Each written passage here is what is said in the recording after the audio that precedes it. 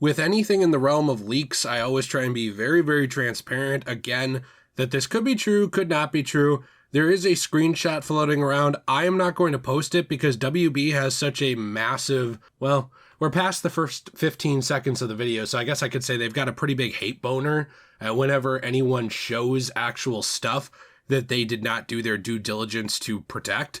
So, for example, WB had to deal with the Gotham Knights art book getting sent out early, which was a really idiotic mistake, but I suppose it was a mistake and we all make them. I remember talking about that a bit with giving just a ton of warnings to people of like, hey, listen, we're just talking about some potential stuff if this is real, and we didn't really even know 100% if it was, and I got a copyright strike for that. And for those of you new to the channel, I actually fought WB on that and won. They put up literally no fight on that because they knew they were wrong. But WB does that kind of stuff a lot where they will go after anyone talking about stuff that WB themselves failed to protect. In my opinion, they kind of abuse the copyright system on YouTube and in other places, and they've done that forever. You can go online and look up WB copyright claim or strike on YouTube, and there's just a billion things about it. So because of that, especially since it happens to happen around negative stories and things, today's negative story about Suicide Squad Kill the Justice League, you will have to take with a grain of salt. Maybe it's true, maybe it's not, but there was a screenshot leaked that seems to confirm a battle pass for the game. Now, what's odd to me, this is all over Twitter. The person I'm looking at this from is Andrew Marmo, who posted this on Twitter, but a lot of different people have posted it, and it actually came from 4chan. It has not been removed, which I'm shocked at. No WB people using copyright claims on these websites or DMCA takedowns to take it down. But I recommend you look at it with me, right? So you look it up, and I'm going to talk about it as I look at it.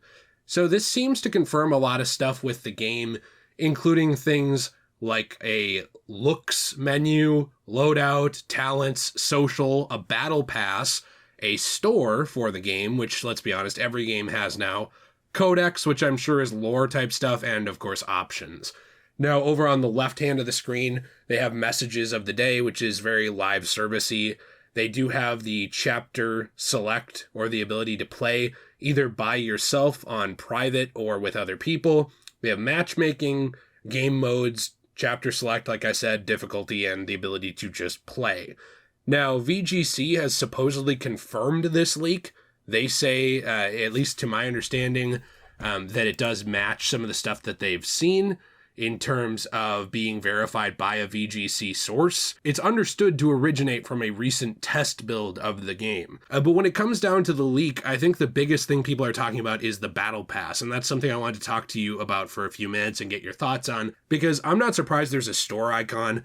I mean, even Batman Arkham, there was the ability to buy DLC. You know, you would actually go on the console store itself, but it was there, right? So I'm not really surprised about that. And we have gotten some, nuggets of information over the last year or two that have pointed to games as a service elements.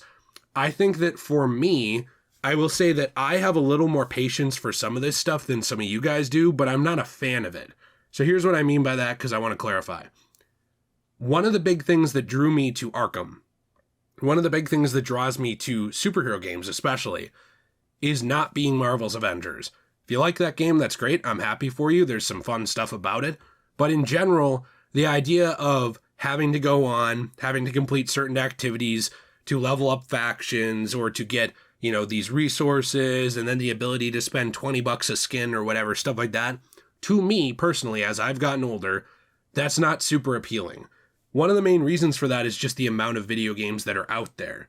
And one of the things I love about Batman Arkham as a franchise is that it was so complete. Even if you never bought the DLC, if you never bought Cold Heart for Arkham Origins, or you never bought any of the character costume packs, or you never bought stuff like that, there was still some of that stuff in the game already.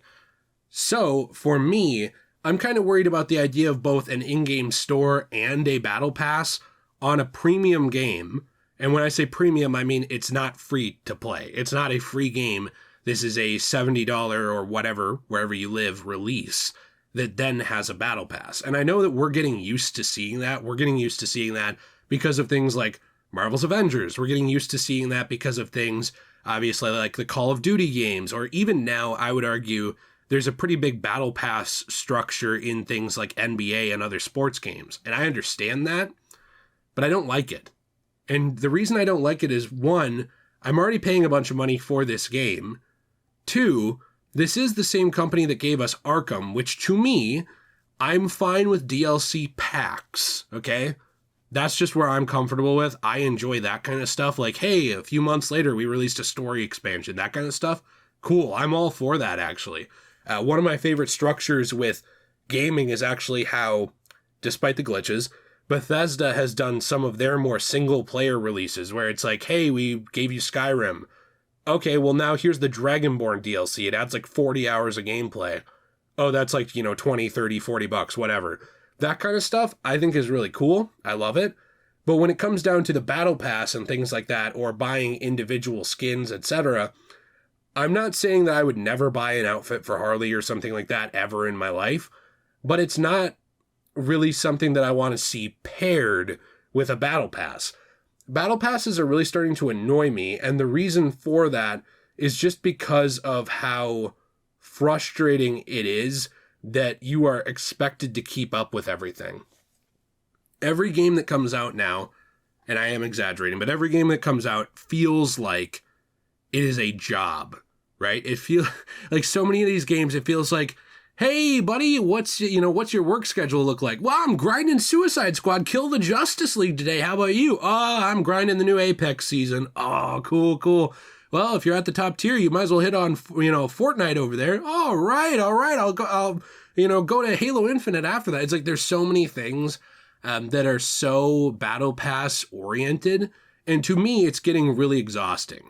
And I think that it's disappointing from the same studio that gave us Arkham if this is the direction they're going now with gaming, right? If it's battle pass and moving in towards that kind of stuff. That's not really something that I want to see, not because I don't think games can work with that. I think a game like Fortnite works really well with it, actually, but because I don't really love that in superhero games, and I don't really love that style of superhero games either. And it already looks to me like this, to me, is not really my style of superhero game from the things that they've shown. I hope that I'm wrong. I hope I really enjoy the game itself, but it seems to be going more in that Avengers type fast-paced, mission structure where you go and you try and get battle pass stuff and you try, you know what I'm saying? I'm hoping we see more, and I'm hoping that that's not true and that more information comes to light that kind of disproves that. I would love to be wrong on that. But to me, as someone who is drawn to things like Batman Arkham, or even a lot of the Spider-Man games, even before Insomniac, like Web of Shadows and all those other ones, because they're single player and because I get to play the game, make progress, unlock stuff, move on, and then revisit it later and have a complete game, to me, this is already coming off like a red flag, where I'm kind of worried that that's not what this is in terms of being a complete game at launch.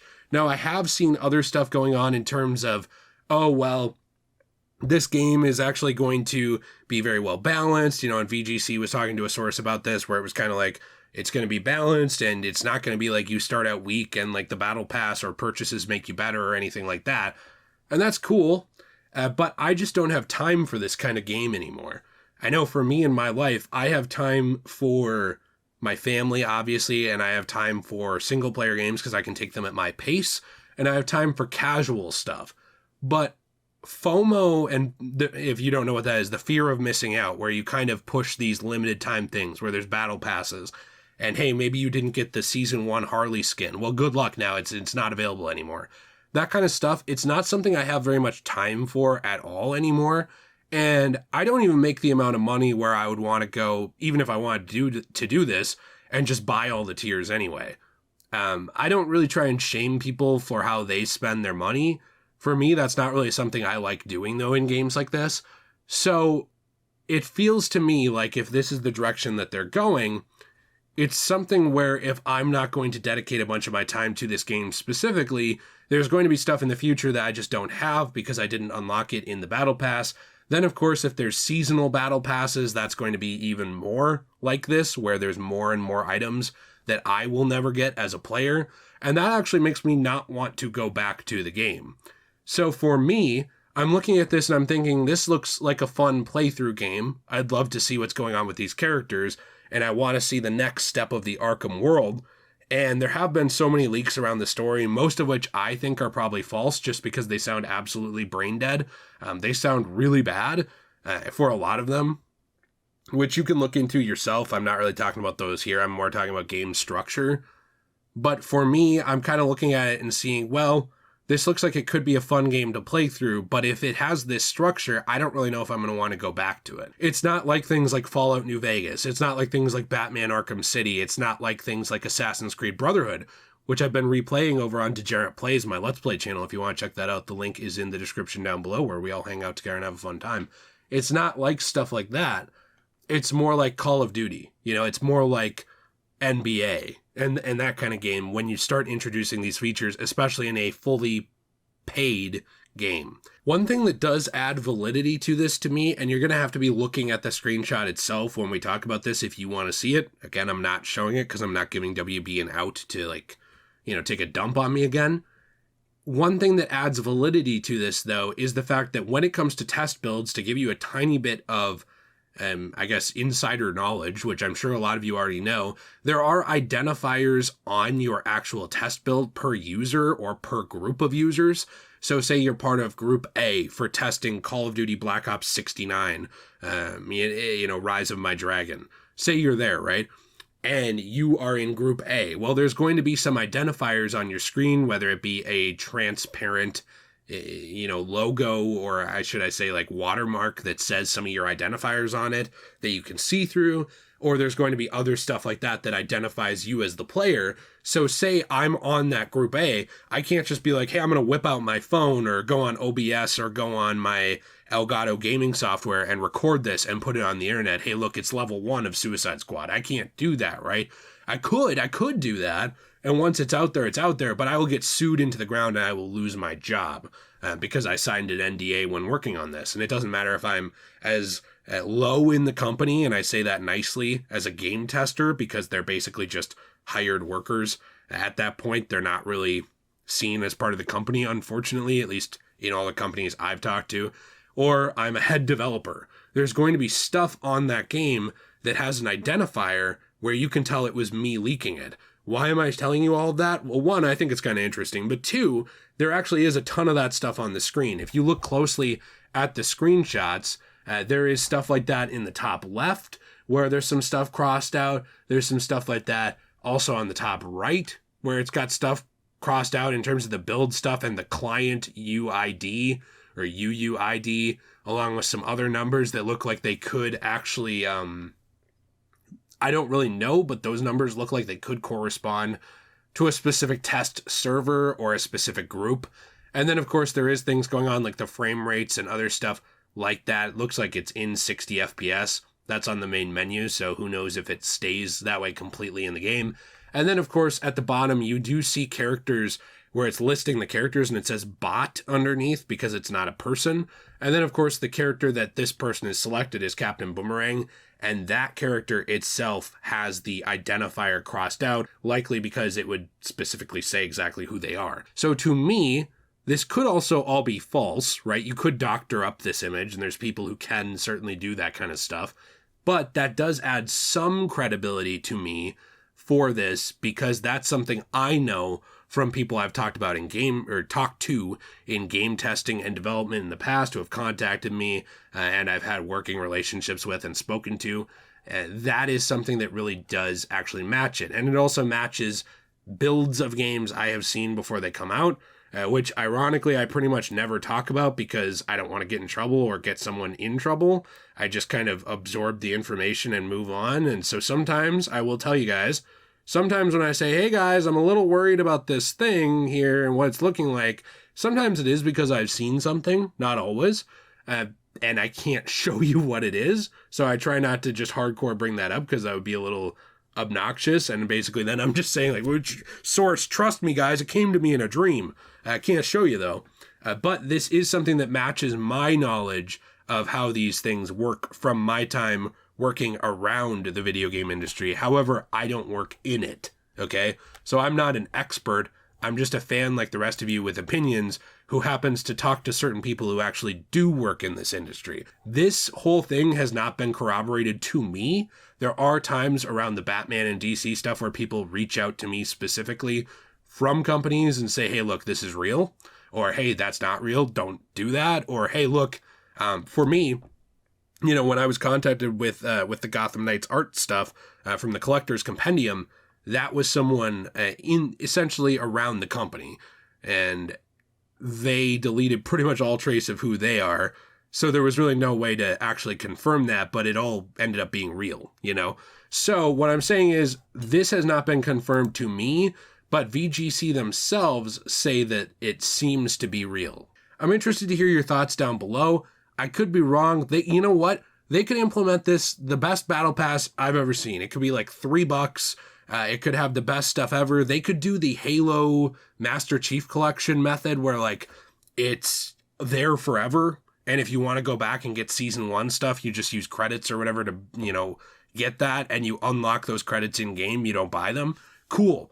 Please prove me wrong, Rocksteady. Please. I want to be. And I'm not even saying that this will be bad. I'm saying that this has the potential to go a direction I don't like. And when you recently had the studio heads exit Rocksteady, which is something I didn't talk too much about, I talked a little bit about, but I don't really want to, you know, drag their names or anything like that. And, you know, they could have left for 100% amicable reasons, nothing to do with the direction of the company at all. But when you have that kind of stuff happen, you have your old studio heads who helped create your main claim to fame games, the entire Batman Arkham series outside of Origins and Blackgate, they leave. And then this look kind of comes out where it's like, hey, our next game is going to have a battle pass and an in-game store and matchmaking and all this stuff. I don't know. That to me is a little worrisome. Let me know what you think in the comments down below. If you enjoyed this video, please be sure to leave a like and subscribe. I appreciate you very much. Have a fantastic day. And as always, everyone, stay shui.